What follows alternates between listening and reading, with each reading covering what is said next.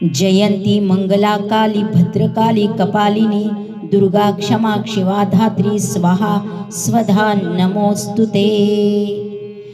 काली काली काली काली काली काली काली काली महाकाली महाकाली महाकाली जय जय काली काली काली काली काली काली काली काली महाकाली।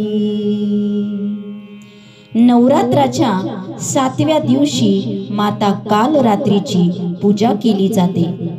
माता कालरात्री हे आदिशक्तीचे 7वे स्वरूप हे माता पार्वतीने धारण केले आहे। शिवपुराण कथानुसार माता पार्वती ही विवाहानंतर कैलासावर राहत असते, परंतु भगवान महादेव त्यांना एका स्थानाकडे जाण्यास परवानगी देत नाही। म्हणजे कैलासावर असणाऱ्या एका स्थानाकडे जाण्यास महादेव त्यांना मनाई करत असे।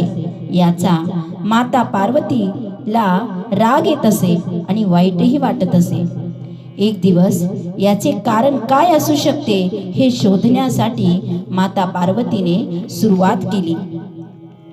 तेव्हा भगवान शिव एका कंदरामध्ये म्हणजे गुहेत तप करीत होते आणि अतृप्त आत्मा त्यांना मुक्ती द्या मुक्ती द्या असं विनंती करत होते। पण भगवान शिव काही न बोलता त्यांच्या डोळ्यातून अश्रू चालू होते, कारण भगवान महादेव हे ध्यानस्थ होते। ध्यानस्थ अवस्थेतही त्यांच्या डोळ्यातून अश्रू वाहत होते आणि ते अतृप्त आत्मा मुक्ती द्या मुक्ती द्या मुक्ती द्या हे अशी प्रार्थना करत होते। हे सर्व मातेनं पाहिलं की काय कारण आहे असं की महादेव त्या आत्म्यांना मुक्ती प्रदान करू शकत नाही आणि वरतून त्यांच्या डोळ्यातून अश्रू चालू आहे। हे सर्व बघून पार्वती माता विचारात अडकून राहिल्या। सायंकाळ झाली, भगवान शिव भोजनाच्या वेळी आले। तेव्हा त्यांनी भोजन करताना पार्वती मातेचा चेहरा वाचला, कारण विचारलं। तेव्हा सर्व झालेला प्रकार मातेनं सांगितला। तेव्हा तुला म्हणजे पार्वती मातेला सांगितले की मुंडमाळ रहस्य तुला अगोदर समजावून घेऊन तंत्रविद्या तुला शिकावी लागेल, तेव्हा तुला हे सर्व कळेल। परंतु त्यासाठी तू घाई करू नको, मी तुला वेळ आली की स्वतः शिकवेन। परंतु मातेनं हट्ट धरला की मी तुम्हाला मिळवण्यासाठी एवढी मोठी एवढी कडक तपस्या केली, ही का करणार नाही? हेही मी करणार। भगवान शिव म्हणाले, ठीक आहे, उद्या तयार राहा। प्रातःकाळ झाली, माता पार्वतीने नित्य कर्म आटपून तंत्रविद्या शिकण्यास भगवान शिवाला तिने समोर येऊन उभ्या राहिल्या आणि भगवान शिवाला म्हणाल्या, मी तयार आहे। तेव्हा निघताना माता पार्वती भक्तीची पराकाष्ठा असलेल्या नंदीला सर्वांची काळजी घे म्हणून सांगतात।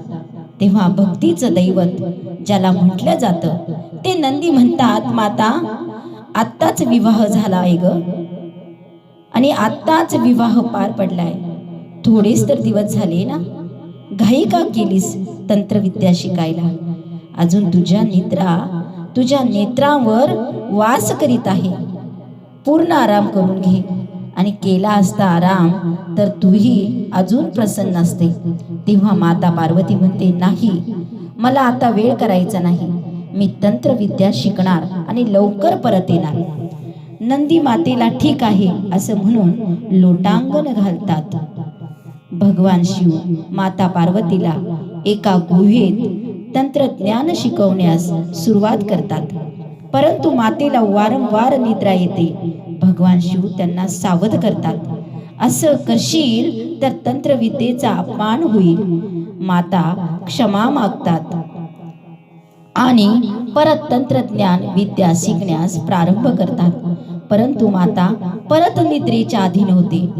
आता भगवान शिव क्रोधित होऊन बोलतात की जा पुन्हा जन्म घे, आणि तोही कोळ्यांच्या घरी.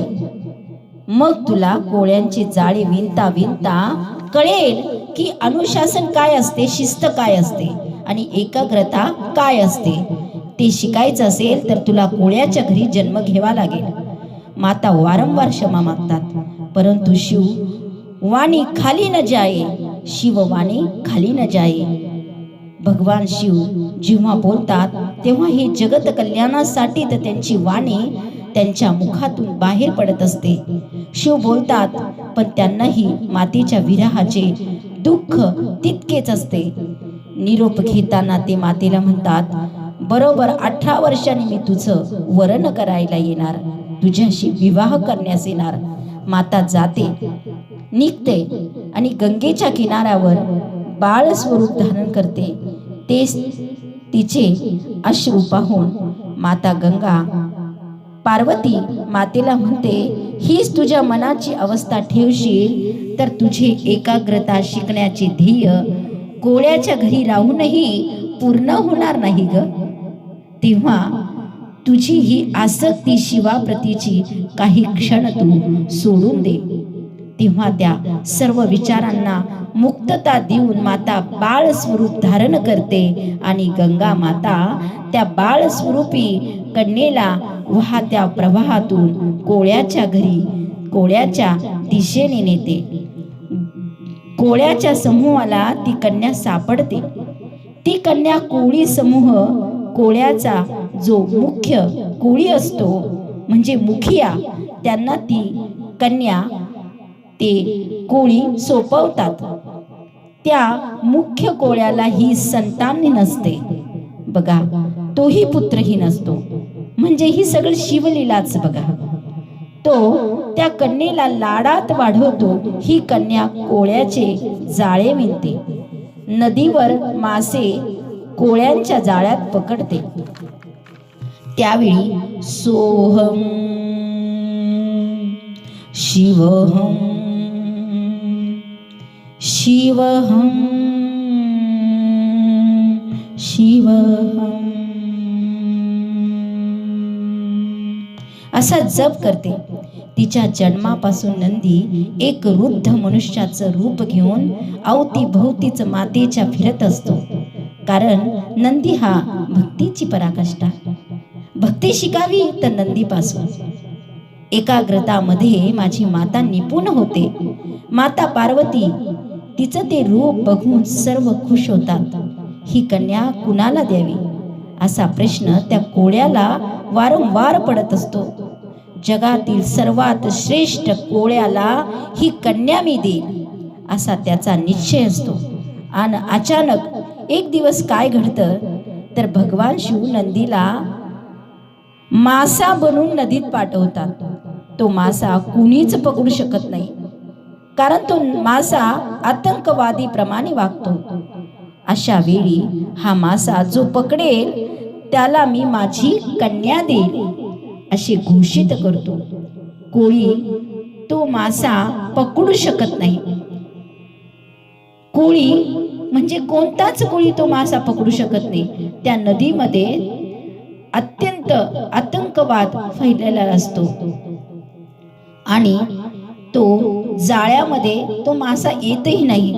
मग भगवान महादेव कोळ्याचं रूप घेऊन तो मासा पकडता आणि मग ती कन्या तो कोळी शिवाला देता आणि मग ती कन्या तो कोळी शिवाला देतो. तेव्हा विवाहापूर्वी मला तुझ्या कन्याशी बोलायचं आहे, तिची इच्छा जाणून घ्यायची आहे असे कोळ्याच्या रूपात असणारे महादेव सांगतात. तेव्हा मी वडील आहे, माझं म्हणणं तिला मान्यच असणार. पण शिव आग्रह धरतात.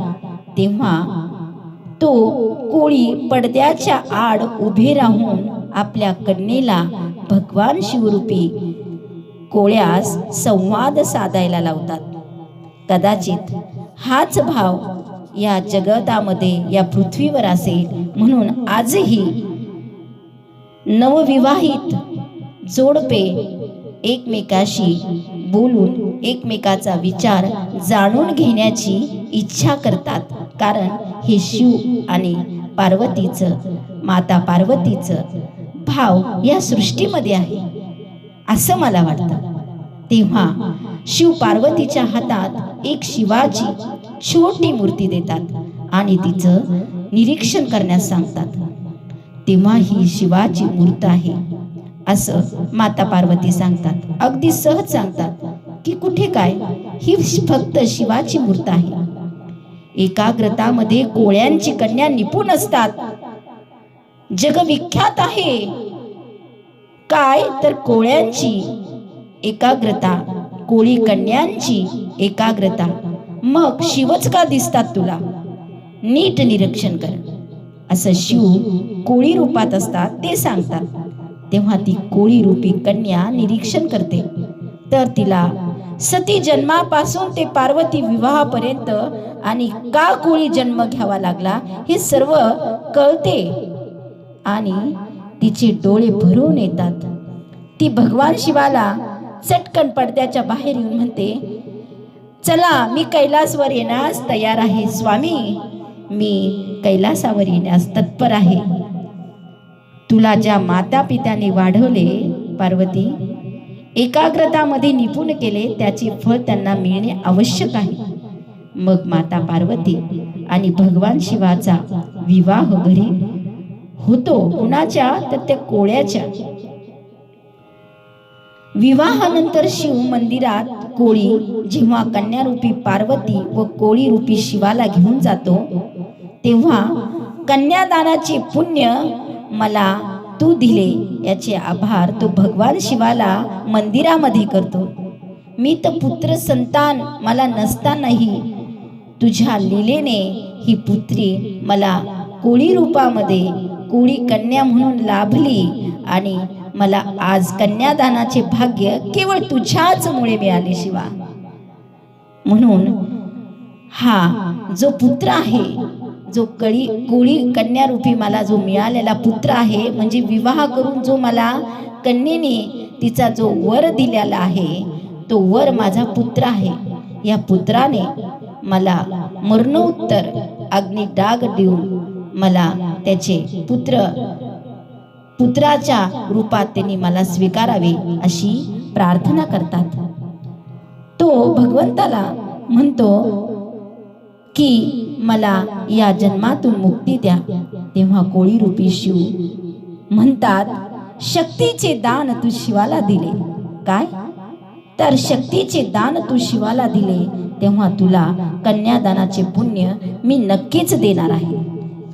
तेव्हा डोळ्यातून अश्रू टपकतात त्या कोळ्याच्या आणि त्याच्या पत्नीच्या.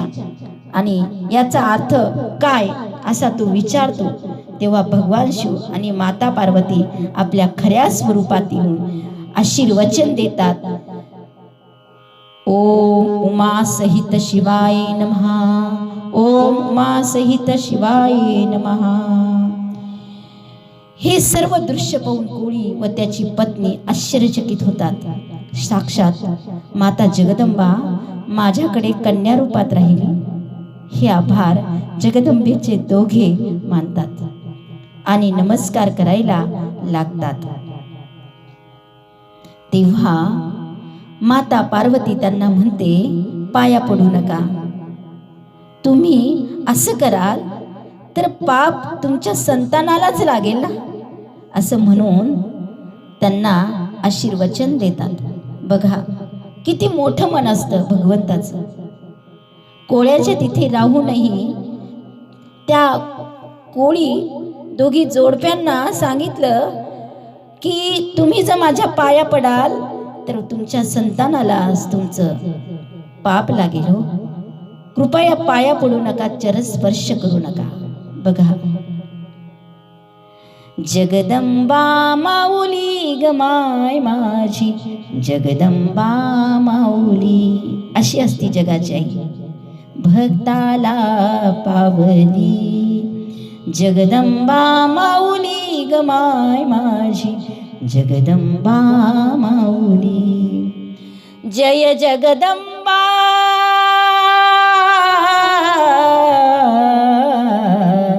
जय जगदंबा जगभर भरली, सहस्र रूपेने व्यापून गेली, भक्ताला पावली गमाय माझी जगदंबा माऊली. बघा, तेव्हा माता पार्वती त्यांना पाया पडू नका असं वारंवार सांगतात. कारण तुम्ही जर पाया पडाल तर तुमच्या संतानालाच ते पाप लागेल. आणि असं म्हणून निरोप घेतात आणि मग ज्या ठिकाणाहून तंत्रज्ञान विद्या शिकायला अर्धवट राहिलेली असते ते कार्य शिव पार्वतीला घेऊन पूर्ण करतात. मग मातेला आदिशक्तीचे रूप प्राप्त का झाले? त्यावेळी तंत्रज्ञान शिकताना मुंडमाळ पार्वती मातेला भगवान शिव धारण करण्यास सांगतात. कारण मुंडमाळ ही पार्वतीच्या गत जन्माचे रहस्य असते, रुंद नसते.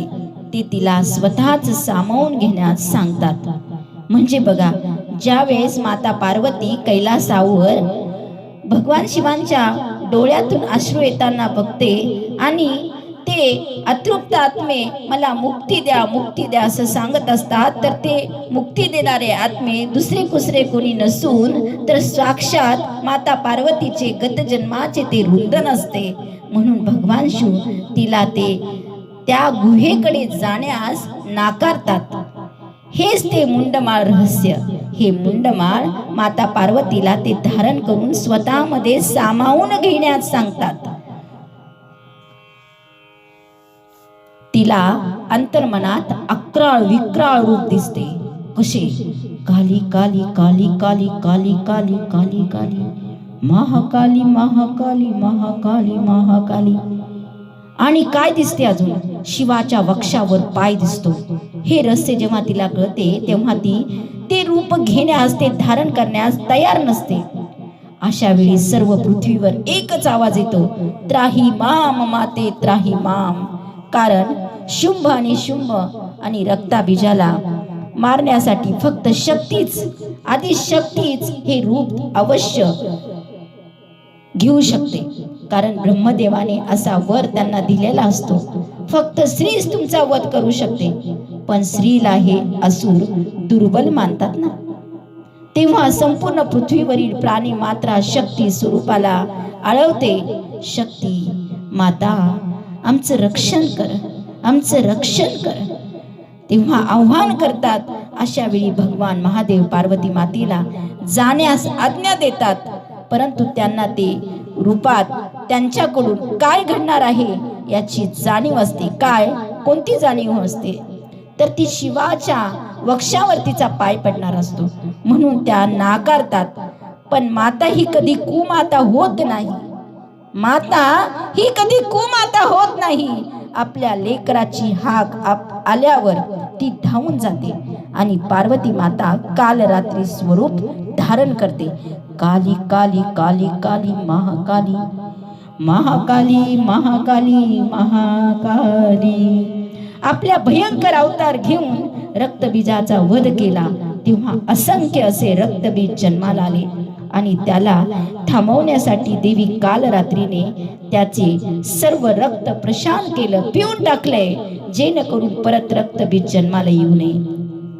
रक्तबीजाचे रक्त थेंब वध करताना जमिनीवर पडण्यापूर्वीच काल रात्री माता ते प्राशन करत होती.